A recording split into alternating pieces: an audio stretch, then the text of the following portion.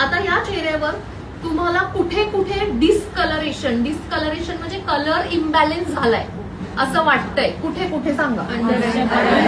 Specially under eyes, monkey mouth, आणि थोडं त्या साईडला बघ, थोडं माझ्याकडे बघ. आता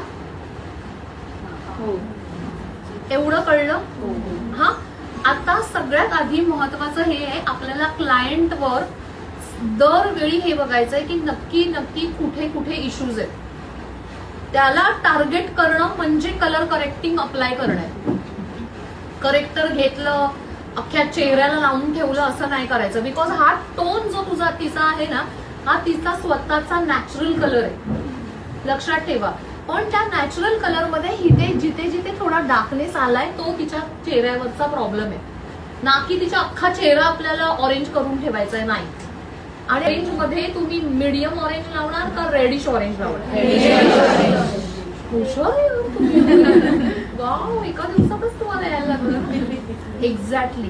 कारण की तुम्ही बघितलं असेल की हिचा टोन वॉर्म आहे आणि थोडेसे हे प्रॉब्लेम डार्क साईड, एकदम लाईट नाहीयेत की दिसतच नाहीये असे. त्यामुळे आपण नॉर्मल ऑरेंज नाही युज करणार आहे, आज आपण थोडं रेडिश ऑरेंज करणार आहे. आणि तुम्ही सांगा, रेडिश ऑरेंज जर मी युज करते इथे इथे सगळीकडे, तर न्यूट्रिलायझरचा शेड कुठला युज करायचा? कुठला? ब्राऊन. बिकॉज मीडियम ब्राऊन मध्ये कॅपॅसिटीच नाहीये ना त्याचा रेडनेस कमी करायची.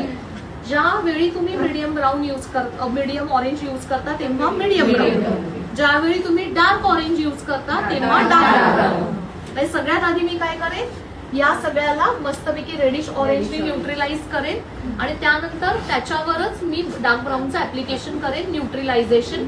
त्यांनी ऑरेंजचा रेडनेस डाऊन होईल आणि हे जे प्रॉब्लेम आहेत ते एकदम 100% गायब होतील. ते कसे ते तुम्हाला आता मी करून दाखवते.